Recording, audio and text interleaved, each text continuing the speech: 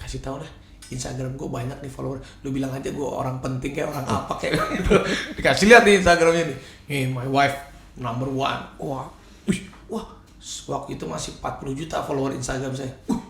Siapa ini istri kamu? Wah dia bilang gitu. Ini wah langsung karena diliatin follower segitu dia nanya, penduduk saya aja cuman berapa belas juta, ini siapa ini istri kamu siapa? Kebetulan waktu itu ada foto Pak Jokowi dikasih nih sama presiden juga ini. Wah dia langsung gitu.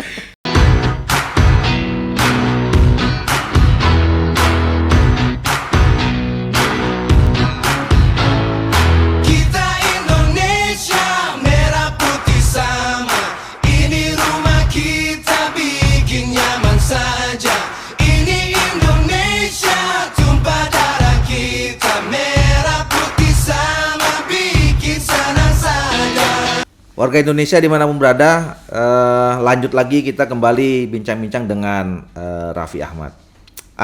Siap. Main bola udah, ya kan? Entertainer sudah, buat perusahaan sudah, bentar lagi mau IPO. Punya cita jadi politisi nggak? Itu kalau ditanya orang gitu tuh kadang aku bingung sebenarnya.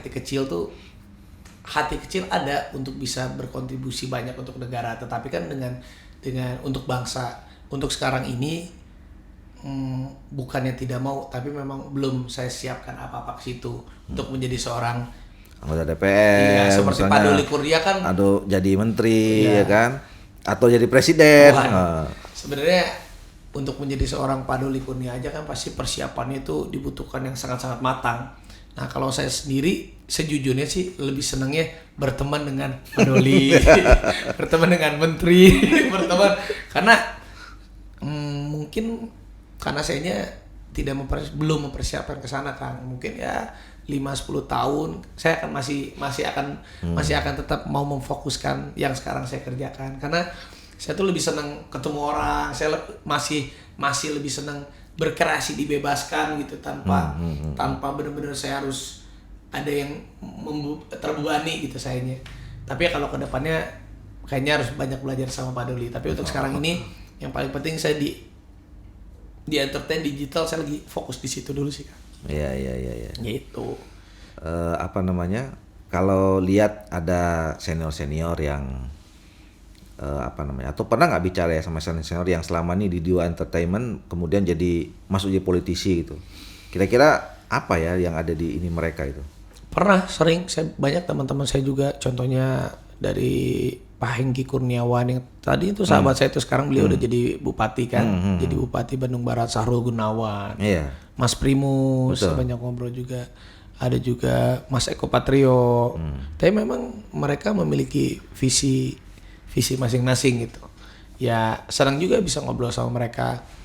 Ada yang mereka memang benar-benar mengerti. Ada juga yang tadinya tidak mengerti apa-apa, tapi mereka jadi belajar pun jadi mengerti. Memang semuanya harus dipersiapkan dengan matang. Tetapi yang pastinya teman-teman saya yang dari artis terjun ke politik pun ada yang tadinya memang banyak Kang, ada ceritanya. Ada yang tadinya kecebur. Ibarat ini ada yang kecebur, yang tadi mungkin di entertain dia udah frustasi, kecebur ke politik. Wah, dia pelajari tekun, sukses juga. Ada juga yang memang takdir hidup juga ada. Takdir hidup iseng-iseng, mungkin karena dia populer, ngetop, suaranya banyak, dipilih. Tapi tergantung sih, kalau memang rata-rata dia memiliki hati yang mulia dan baik, kalau memang sudah takdirnya seperti itu, dia akan mempelajari dan belajar untuk bisa menjadi lebih baik di bidangnya. Gitu sih Kak. Kalau saya sendiri sih masih belum sih, karena saya tuh aneh, orang itu pikirannya itu suka aneh gitu. Saya sendiri tuh kadang nggak bisa mengerti saya sendiri. Tapi ya gini ya, di lingkungan selama ini yang katakanlah membesarkan Raffi Ahmad gitu ya, gimana seorang Raffi Ahmad bisa menjaga gitu. Ini kan di dunia itu kan tadi punya misi tentang keindonesiaan. Tapi ada orang yang nggak suka. Ya kita tahu lah, dunia entertainment, dunia hiburan tuh kan ada negatif, ya. Kadang-kadang juga ada orang sering mengatakan juga itu dunia yang gemerlap, dunia yang bahkan ada yang bilang gelap juga, ya. Misalnya menghindari dengan narkoba, menghindar dari miras dan macam-macam. Gimana bisa Jadi memprotek? Saya di entertain tuh dari saya umur 13 tahun, Pak Doli. Dari kecil saya 13-14 tahun dari model. Saya alhamdulillah semua bidang yang ada di entertain seiring berjalannya waktu saya melewati itu semua, Kang. Dari pertama main sinetron, jadi model, foto model, main film, host, sampai apapun itulah, dari yang hitam sampai yang putih. Saya juga berjalannya waktu, saya juga dulu sempat terjerumus, sempat bandel waktu apalagi masih SMA dan waktu masih pernah Kang, saya juga pernah banget lah, pernah saya lewatin semuanya itu. Sekarang ini saya udah dari umur saya pokoknya dari 2010 lah, dari 2000 tahun 2001 saya main sinetron sampai sekarang. Ya udah 20 tahunan Kang, udah 20 tahunan. Nah, akhirnya saya tuh memaknai bahwa begini, polisi, anggota DPR, artis, sebenarnya kita sama, kita ini melayani masyarakat. Contohnya polisi, polisi itu kan melayani masyarakat. Anggota DPR sampai presiden pun melayani masyarakat. Artis pun tergantung mindsetnya nih. Sebutannya tuh artis, ya artis pekerja seni, dunia entertain. Harusnya tuh dia tuh tahu dia nyari uangnya itu ataupun dia dapat rezekinya itu karena dia menghibur masyarakat. Menghibur masyarakatnya harus dengan cara kita punya mindset bahwa kita melayani masyarakatnya dengan cara kita menghibur. Jadi contoh, ada juga teman-teman artis saya yang kalau diundang tuh, gue harusnya yang VIP ya, gue harus yang ini ya, gue harus yang itu ya. Sebenarnya hati kecil saya tuh harusnya saat dia sudah menjadi public figure atau dimiliki oleh masyarakat, dia tuh harus tahu bahwa lu tuh harusnya melayani masyarakat. Jadi nggak harus mindset kita menjadi seorang bintang. Bener, semua orang tuh pengen menjadi bintang. Kadang jadi seorang bintang itu ada sindromnya juga. Makanya mindset kita saat kita jadi artis atau jadi orang sukses itu, karena kita sukses kan didoain banyak orang. Jadi kita tuh harus melayani masyarakat. Mindset itu.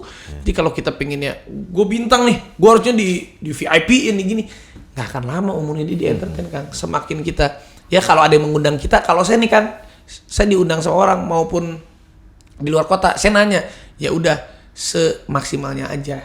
Misalnya ada riders tertentu, pesawat pun Kang, saya kalau misalnya emang saya kan saya tuh nggak pernah Kang mantekin harga tuh, nggak pernah. Saya tuh memang orang yang aneh. Maksudnya saya juga lihat-lihat orang kalau begini, ya udah seininya berapa. Karena saya misalnya nih harga rate, misalnya contoh harga rate-nya saya misalnya contoh 50 juta misalnya nih. Saya bisa aja kalau misalnya ada orang, ya udah Mas saya adanya segini.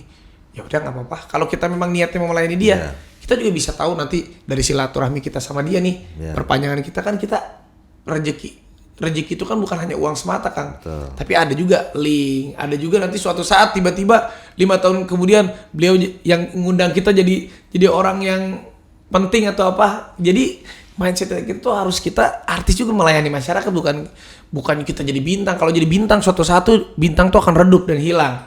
Tapi kalau kita jadi langit, nanti kita tempel bintang-bintangnya gitu kan. Jadi cita-cita saya jadi langit aja. Luar biasa. Ini warga Indonesia ini yang saya kira kita jarang dapat begini ya. Artinya ya kita ini sebetulnya sebagai manusia sosial ya, intinya adalah to serve, melayani. Itu Kang. Ya, to entertain itu kan sebenarnya melayani sebetulnya. Betul. Kan gitu kan. Iya. Ya kan, menyenangkan orang. Betul. Jangan buat susah orang, ini kira-kira begitu. Iya benar. Itulah sosok Raffi. Jadi dia memaknai pekerjaannya itu adalah untuk menyenangkan orang, bukan menyusahkan orang. Tapi kemudian juga ada misinya, itu yang paling penting. Misi apa? Misi yang positif macam-macam, termasuk yang hari ini kita bicarakan adalah tentang Indonesia. Nah, ini kita berat dikit nih. Melihat situasi keindonesiaan kita ini hari ini gimana? Situasi keindonesiaan kita ya. Ada orang yang misalnya mungkin cuek terhadap Indonesia atau kemudian nggak peduli gitu. Bagaimana melihatnya? Sebenarnya melihatnya tuh susah-susah gampang, sedih-sedih senang. Jadi ini sebenarnya melihat dengan keadaan sekarang ini ngambang semuanya Kang. Ngambang itu pastinya harapan positifnya saya punya harapan besar. Tapi kan sebenarnya Saya aja sekarang ngerasa usia udah mau 35 tahun gini kan kadang suka merenung juga gitu. Aduh, sebenarnya kan tongkat estafet kita nanti ada di generasi-generasi kita selanjutnya. Iya. Generasi-generasi muda selanjutnya. Saya aja mungkin udah gak merasa saya muda lagi. Saya di umur saya 35 ini, anak saya udah 6 tahun, mau anak 2. Mikirnya kan udah jauh banyak gitu kan. Aduh, sekarang kan kalau ketemu teman aja bukan nanya mobil lu berapa, rumah lu, kan nggak gitu kan, kita lebih nanya anak lu bisa apa. Jadi kan kita berpikir nanti, anak kita nih sengaja bisa mencerminkan yang baiknya, dia bisa nggak membawa nilai-nilai, ya kita orang Indonesia, saya dari Bandung, bisa nggak ya dia mengenal nilai-nilai itu. Jadi lebih ke sana sih Kang. Jadi yang saya khawatirkan itu sebenarnya ya dengan sosial media gini juga saya suka sedih gitu, kadang banyak banget berita-berita ataupun hal-hal yang negatif yang gampang banget masuk ke generasi-generasi kita yang muda lewat sosial media itu. Itu yang saya khawatirkan sih. Di balik memang Indonesia itu sosial medianya besar banget, tapi hati kecil saya juga takut bila mana dengan sosial media orang Indonesia yang banyak ini, tetapi kalau kita tidak nasionalismenya kuat, kita kurang peduli dengan bangsa, kita kurang peduli sama merah putih, Pancasila, takutnya kita malah gampang digoyang dengan itu. Yang saya khawatirkan bila mana ntar generasi-generasi anggap 10 tahun di bawah saya ini yang umurnya 20 tahun atau anak-anak SMA yang sekarang, mereka nih tidak mendapatkan pembekalan yang baik gitu. Yang saya takutkan saya tapi percaya sama generasi 10 tahun di bawah saya nih, mereka akan jauh lebih pintar dari kita. Tetapi karena dengan teknologi yang cepat maju, tapi dengan lebih pintarnya mereka bisa nggak menjaga nilai-nilai kita supaya bangsa kita lebih Indonesianya tuh lebih kuat lagi. Itu aja sih Kang yang saya khawatirkan tuh, hati kecil saya tuh itu. Makanya contohnya si Rafathar, saya tuh sekarang anak kecil aja nontonnya udah pasti YouTube kan worldwide, dunia yang dia nonton. Dulu kita contoh hal kecil ada si Unyil yang memang kadang ada budaya-budayanya, sekarang kan dia udah nggak nonton ke situ. Dia nonton semuanya udah ya udahlah yang di luar semuanya. Itu sih keresahan saya sih, itu sih. Jadi kita harus punya tanggung jawab ya untuk menjaga identitas kita itu sebagai orang Indonesia. Karena memang tantangannya luar biasa. Sekarang masuk banyak pakai media ini, media itu segala macam. Kalau kita nggak menyaringnya, nah itulah saya kira pentingnya kita sekarang membuat aktivitas-aktivitas atau kegiatan-kegiatan yang sekecil apapun harus ada misinya, kira-kira gitu ya. Betul. Dan juga emang benar orang luar negeri itu pengalamannya mereka mungkin lebih banyak, karena Indonesia kan kemarin bukannya saya pesimis sama Indonesia, enggak, mungkin karena kemarin kita terlambat aja kan dibandingkan misalnya Hollywood atau China yang udah duluan. Tapi kan dengan sekarang berjalannya waktu ini Indonesia pun cepat majunya. Cuman gimana ya caranya menghilangkan mindset nanti generasi-generasi kita tuh bahwa kalau label luar negeri tuh pasti yang ada di kepala mereka kan, kalau label luar negeri pasti lebih bagus dari Indonesia. Nah itu tuh yang pengen saya hilangkan gitu seenggaknya. Seenggaknya kan sekarang juga banyak banget investor atau perusahaan-perusahaan asing tuh ngincar Indonesia, mau masuk Indonesia. Berarti kan Indonesia ini kan lahan emas sebenarnya. Tapi ya gimana kita menyikapinya, jangan kita mau, ya ibaratnya ya kita pun pasti belajar sama setiap negara. Tapi bagaimana caranya kita bisa, dia bukan di depan kita, dia bukan di belakang kita, tapi kita jadikan dia di samping kita gitu kan. Oke. Terakhir nih. Apalagi yang belum kira-kira Raffi wujudkan, ya kan? Tadi misalnya dari kecil suka main bola, sekarang udah punya klub sepak bola, ya kan? Terus kemudian punya bisnis di dunia entertainment, sekarang sudah membuat perusahaan, sudah IPO. Apalagi yang dari kecil misalnya sampai sekarang ini gue belum bisa wujudkan gitu, kira-kira ada lagi nggak kira, atau udah semua? Tapi lebih jadi kan saat kita ya alhamdulillah cita-cita hobi atau cita-cita ambisi kita sudah mulai terrealisasi, biasanya tuh nanti itu kita berpindah kan biasanya jadi ke cita-cita sosial. Ada satu cita-cita sosial saya sama Nagita tuh kita pengen di setiap kota itu kita punya satu rumah singgah atau rumah yatim piatu, rumah seperti itu gitu. Kita karena saya tuh emang situ orangnya sama orang tuh kan bisa cepet ya, baru ketemu tuh bisa cepet akrab gitu, karena memang saya saya tuh suka nganggap semua orang ya udahlah teman gua gitu kan.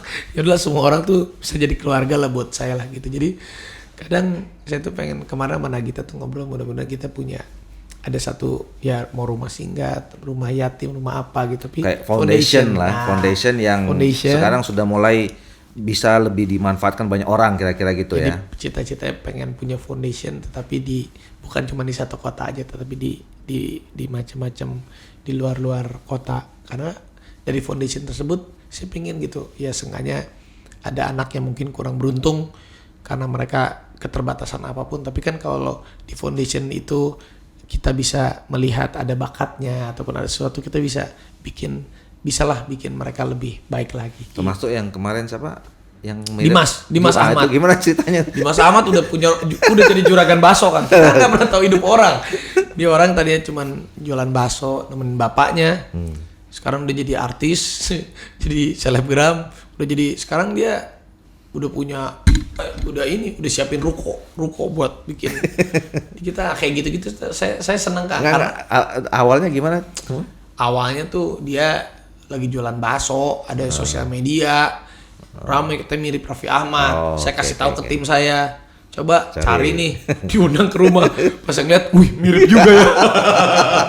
Ya kayak gitu-gitu kan sekarang ya, kita coba bikin yang kayak begitulah. Karena sekarang aja ya contohnya artis dulu, orang tuh dulu ngetop masuk TV kan, sekarang orang ngetop masuk sosial media dulu baru digoreng sama TV.